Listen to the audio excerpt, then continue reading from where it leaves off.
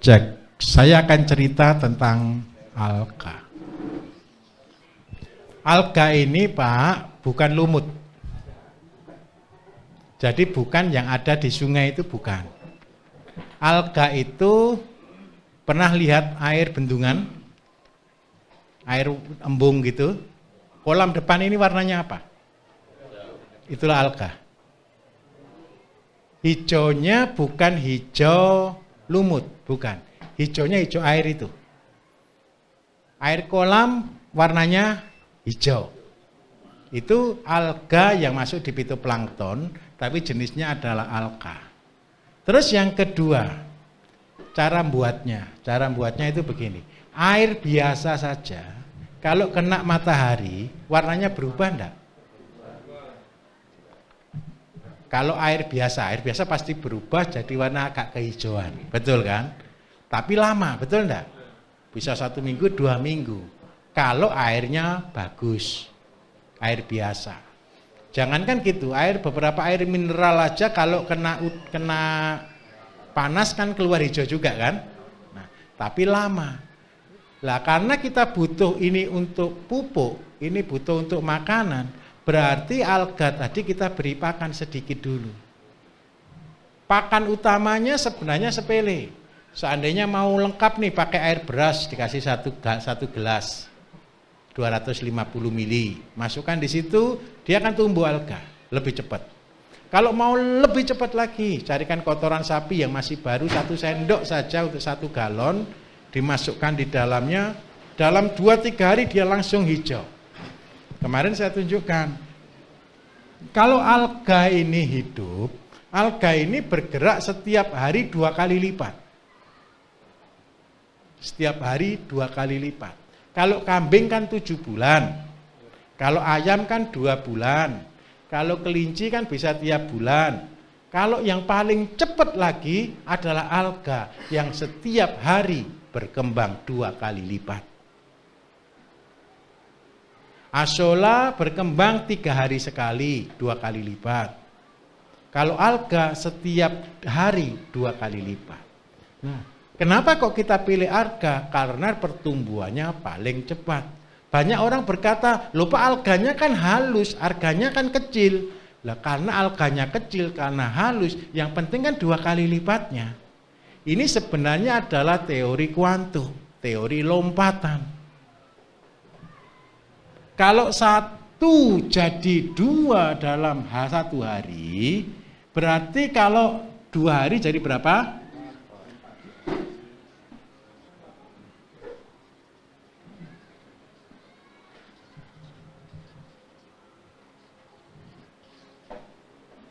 Kalau kita punya alga pertama benih 1 kilo, kalau nanti sudah pinter nih ya, disaring, kan jadi benih kan? Sampai 1 kilo, kita buat pakan 120 kilo, itu cuma dalam waktu 7 hari. Ini saya tunjukkan cara ngitungnya. Kalau ini saya katakan teori kuantum. Berapa cek. Protein alga. Kalau alga itu kalau di alam, Iya. kalau di bentuk tubuhannya itu ada, misalkan kayak gede 50%, itu di alga di tertentu ada juga 50%. Itu misalkan tanaman kacang tanah, Iya. misalkan kandungan minyaknya 50%. Jadi alga pun ada. Betul. Tergantung dari mana. Ya. Nah, oke. Itu nanti level berikutnya. Sekarang alga yang ngawur dulu.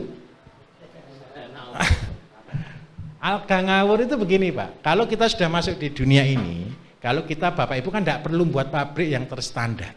Paham maksud saya ya? Kalau pabrik yang terstandar, Bapak Ibu perlu mikroskop, Bapak Ibu perlu pilih alganya, jenisnya harus dipilih, dan itu yang dikembangkan tidak boleh terkontaminasi. Tetapi karena kita membuat ilmu ngawurisasi dan bodonisasi, kita membuat yang sebodoh-bodohnya karena kita sedang membuat pupuk. Paham maksud saya ya? Nah, coba ketemu enggak proteinnya alga? 27%. Tahu enggak protein itu kalau kita ngitung N itu apa yang diuji? Protein. Untuk mencari kandungan N itu berarti menentukan jumlah proteinnya itu sama dengan N-nya. Jadi kalau ketemu 27% berarti N-nya adalah 27%. Iya, cara nge-labnya begitu. Jadi protein, kalau nguji protein itu diuji N-nya. Ini konsepnya.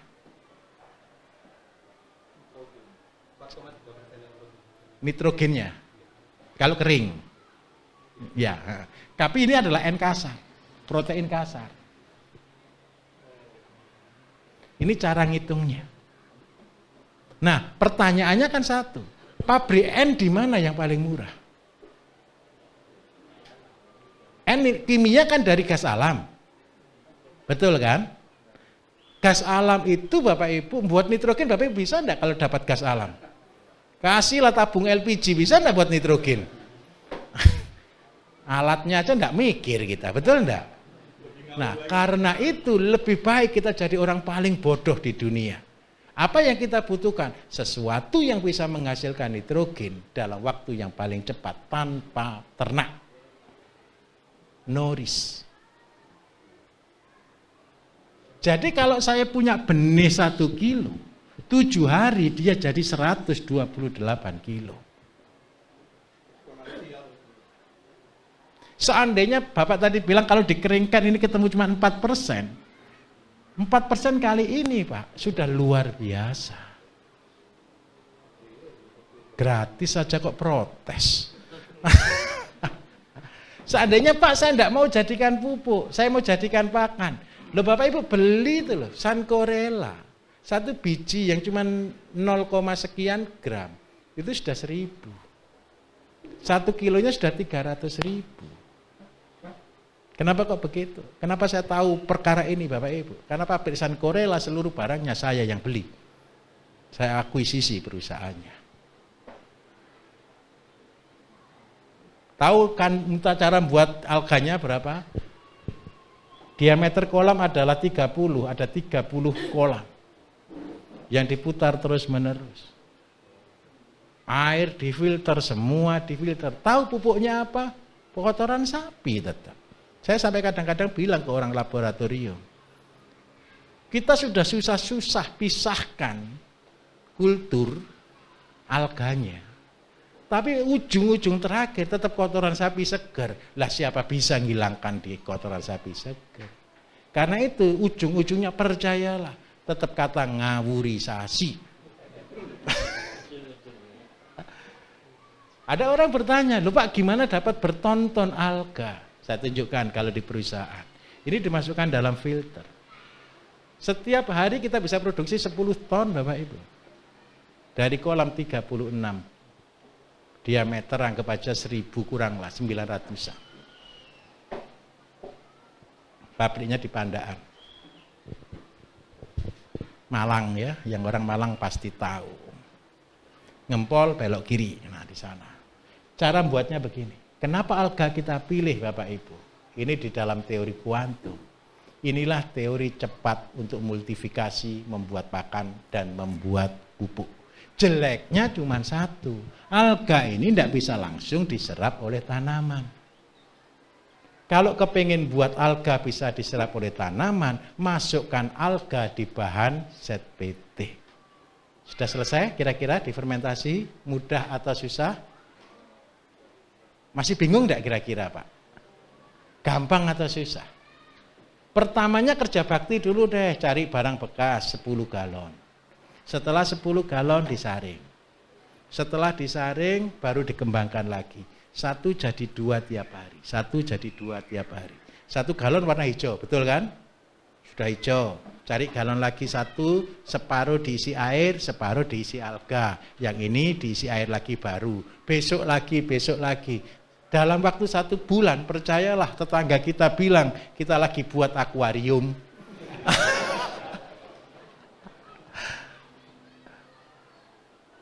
Jadi kalau Bapak Ibu kepengen cara paling cepat, ini caranya. Makanannya cukup air beras. Oke? Mudah? Sekali saja. Itu setelah dipanen, Ya, airnya dipakai lagi atau dibuang? dipakai lagi untuk dikembangkan. Jadi tambah air beras lagi. Tambah air beras lagi. Terus menerus. Terus yang kedua, seandainya sudah dibiarkan saja, Bapak Ibu pergi keliling kota sampai 1 bulan tidak pulang gitu ya. Percayalah, alganya di sini kalau dulu intensitas cahaya itu seandainya ini bisa tembus 20 cm, ketika Bapak Ibu tinggal dalam waktu 1 bulan pasti cuma tinggal 1 cm. Karena apa? Sudah gelap, kepadatannya sudah tinggi. Kenapa kok bisa begitu? Kemarin saya tunjukkan, alga hidup 4 hari, 5 hari dia mati, dimakanlah oleh teman-temannya. Ada lagi yang hidup baru, mati lagi, dimakanlah oleh teman-temannya. Saya kasih PR lagi ya, tolong pelajari berapa lama siklus alga. Ayo kita masuk ke dunia kedua. Iya. Jadi dia tugasnya apa? Cuman untuk hidup dan dimakan. Gimana? Harus terkena matahari, bukan dijemur, Pak. Terkena matahari, kena cahaya. Karena apa? Semua hukum di dunia, cahaya matahari lah yang memberi kehidupan. Stomata akan terbuka ketika kena matahari dan daun akan mulai proses fotosintesa. Alga ini adalah daun yang paling kecil. Dia butuh sinar matahari. Mudah atau susah kira-kira? Siap-siap dikatakan orang lebih gila. Iya. Fermentasi dulu.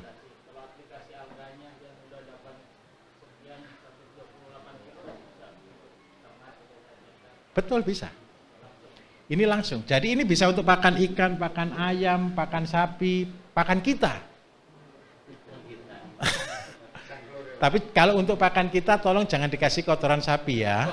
Nanti Bapak Ibu ingat-ingatnya bukan alganya, kotoran sapinya. Pakai air beras saja. Saringannya gini Pak. Itu berapa mes saya tidak tahu ya. Saringannya sebenarnya pakai filter sih kita nyaringnya.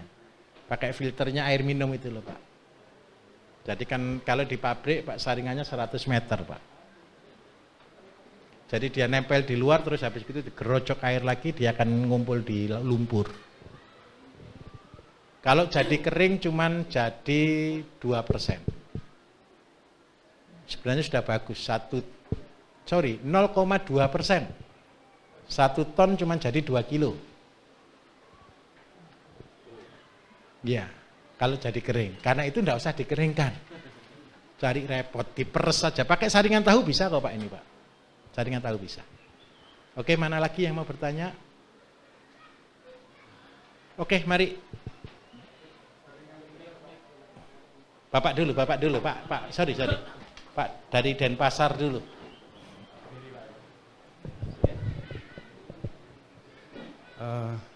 Saya Sandi dari Denpasar, Pak. Iya baik Pak Sandi. Itu Pak, buat alganya itu pakai bak terbuka gitu Pak? Gini konsepnya, bukan bak terbukanya, yang bisa transparan. Terus yang kedua kalau kolam besar itu tidak boleh lebih dari 50 cm airnya. Supaya matahari sampai tembus ke dasar. Terus diaduk Pak.